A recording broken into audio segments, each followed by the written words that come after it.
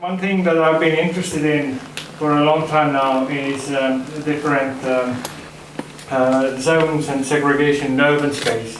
So we see something that the city becoming more and more organized in different capsular or cell-like segregated environments, and the zone between them is counted as a traffic zone or also a place where you move in your smaller capsule. So there's also different kind of spatial separations,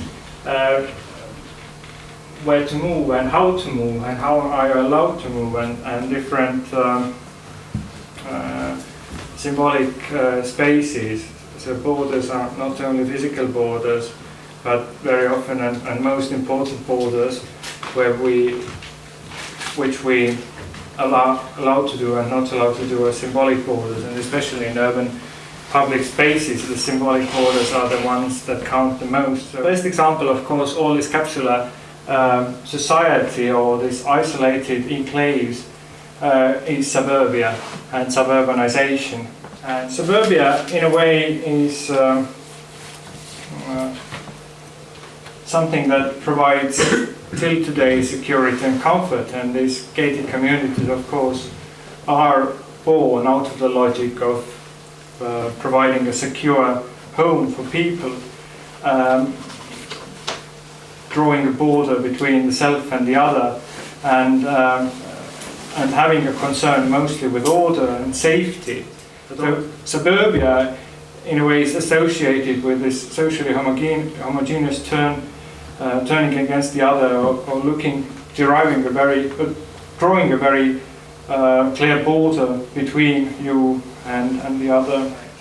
So what I'm trying to finish up here is that actually there's two types of suburbia. And if we go back to the very early suburbia in the 20th century, then this is the suburbia that's born out of being different and wanting not to live in this homogeneous urban environment. Well, we might call it, in quotation marks, British suburbias, because they were born in Britain first.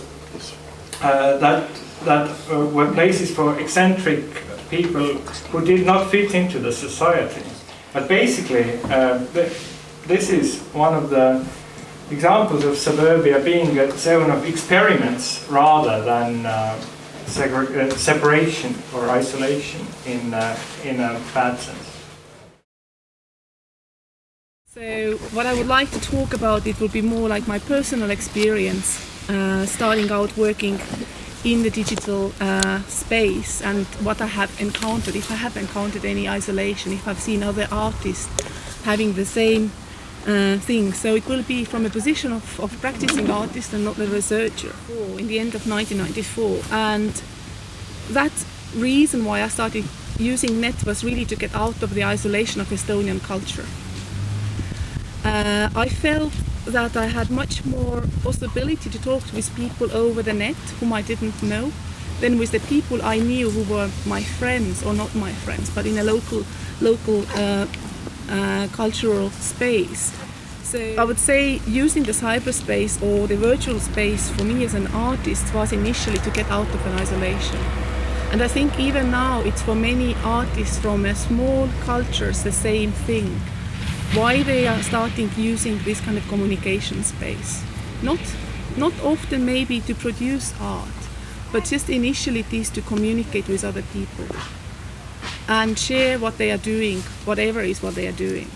That's what I have found with most people I have come across. At the same time, there are artists who are exploring and using that notion that you are anonymous in that space, that you kind of have this safe ground around. But even there, the most recent developments have been that many of the artists who were using the net tactically can't anymore do it because there's so many regulations coming on. So because the real world, the real political world has taken it over, and there's so much, especially after the September 11th, where there's been so much restrictions over artists even in that virtual space. The same things like Andres was showing those images of do not enter, those kind of signs have not the same way appeared online. And partly it's because political reasons, also how the search engines work and what kind of content, for example, people can actually view, what kind of information they get off the sites they have. My real hope is that some Estonian artists will also start using that technology not as a tool, but actually thinking what it does, why it's there, and making art using actually it for real purpose. I felt that I belong to a small culture. So usually all these big names, big artists, big theorists belong to, big cultures, to other cultures that have a different history, different infrastructure. And so it became clear that a small culture, if you belong to a small culture, you have to have a different tactics or different way of acting. And so the point was how to make your voice heard. Some colleagues of mine tried to bring Western top-level theorists and artists here by organizing biennial. And the other thing was sending our artists to participate in international art world, and of course organizing all kinds of international events and infiltration into international art scene. Extreme struggle for making yourself a voice heard in 1990s Estonian art world. It has produced at least two names who are our darlings, international darlings, and who are really wanted, the most wanted men and women in our art world, who are wanted by them, not that we push them, but these like Jaan Toomik and Ene-Liis Semper. So the key word was the strategies of translating our, not only mechanical translating, but cultural translating, how to translate your things in a cultural way. And it's also tricky, because if you learn things about American artists or French artists, then you know everything about American history and French history. You know, the context. But if you try to write about Estonian artists, then first you have to explain our political situation, our history, our isolation policy during 50 years. And in this context, then you maybe start to understand the importance of this and this artist. I want to talk about Principality of Liechtenstein. They are so small that they don't need some things what bigger societies need for its existence, of course. The Prince is, I think, second biggest collectors of art. And but I think it's a little bit trouble, because nobody knows something about contemporary art of Liechtenstein. But there are some, also in so small societies, are some very good contemporary artists. Since 3 years we have an art museum. Now is there exhibition. There are exhibited the late works of Andy Warhol. We have a Kunstraum for contemporary Liechtenstein art. We have also Science 28th of November last year is again open National Museum. I will try to assert that there are three isolating influences in the cultural life of New Zealanders.